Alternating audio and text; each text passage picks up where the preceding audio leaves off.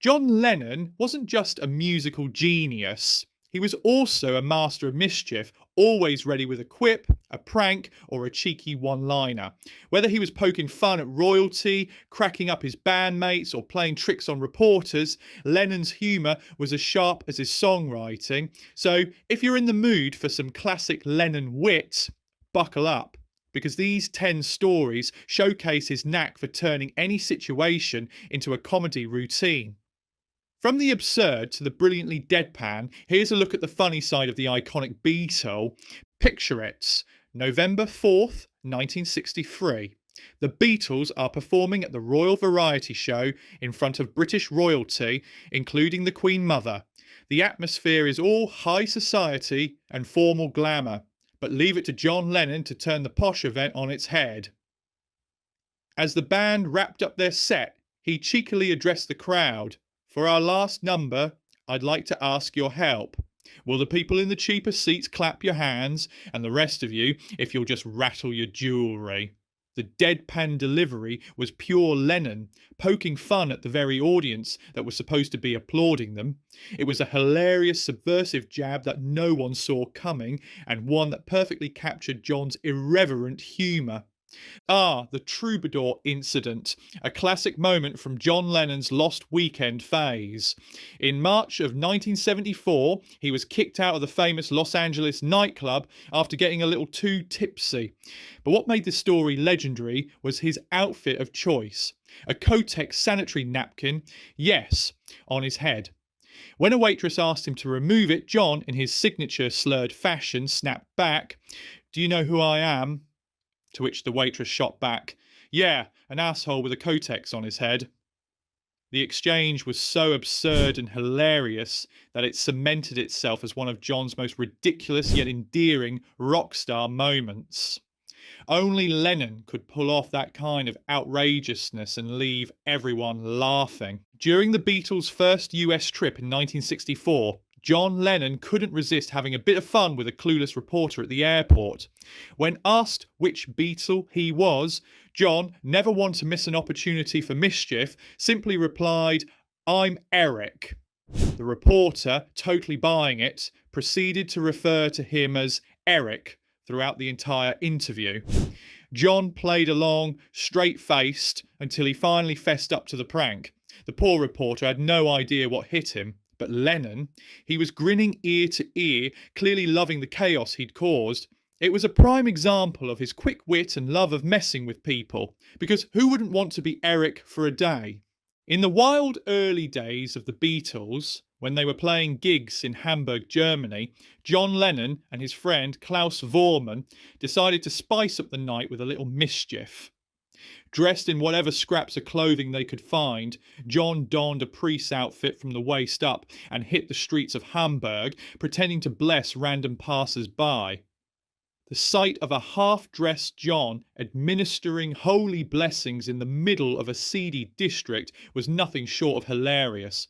Whether people thought he was an actual priest or just a very confused rock star, the absurdity of the whole thing was pure Lennon, unpredictable, anarchic, and guaranteed to make everyone laugh. As a schoolboy at Quarry Bank High, John Lennon was already showing signs of his future comedic genius. He and his friend Pete Shotton were always getting into trouble, but one particular prank stands out. They decided to mess with their headmaster in the most classic Lennon way. The details are a bit fuzzy, but one thing's for sure. When the headmaster started scolding them, John couldn't keep it together and burst out laughing so hard he actually pissed himself. Pete recalled the moment with fondness, noting that John's inability to hold it in, even in the face of authority, turned the whole situation into a hilarious victory for teenage rebellion. Classic Lennon, always one for a laugh, no matter the consequences. John Lennon wasn't exactly known for being thrilled with his own voice, and during Beatles recording sessions, he wasn't shy about expressing his dissatisfaction. Once, while working on a track, he jokingly turned to producer George Martin and said, "Can't you just smother it with tomato ketchup or something?" His sarcastic suggestion to drown out his vocals with a condiment was pure Lennon, witty, self-deprecating, and a little absurd. It's the kind of off-the-cuff, playful remark that perfectly captured his sense of humour and love of turning even his insecurities into comedy gold.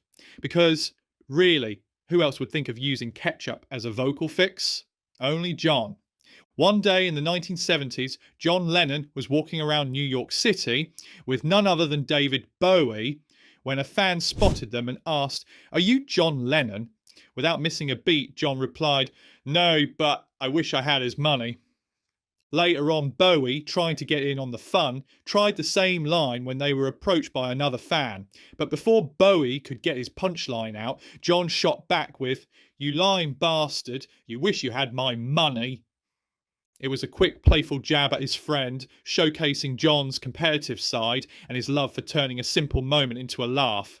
Classic Lennon, always ready with a comeback and never one to let anyone else have the last word.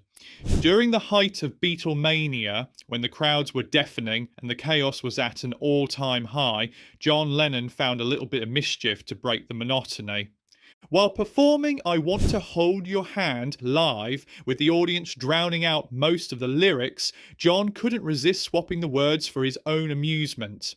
He'd cheekily changed the line to "I want to hold your gland," which was sure to crack up his bandmates mid-performance.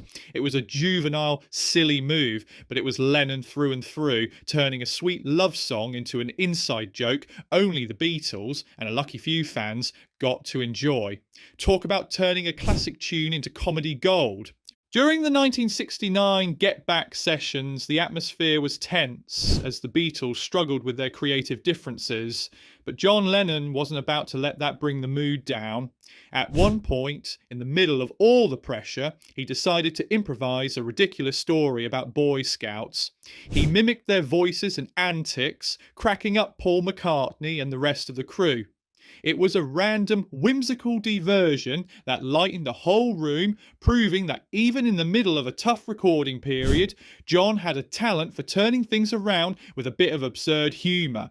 And just so you know, no Boy Scouts were harmed in the making of this hilarious moment. In the 1970s, Saturday Night Live had a blast poking fun at John Lennon and Yoko Ono, and when John caught the skit, he couldn't help but laugh. The parody had him in an apron with Yoko in a suit, making fun of their very public image, and John's reaction was priceless. Watching it unfold, he chuckled and quipped, "Oh, look, the oven's burning," mimicking the chaotic skit.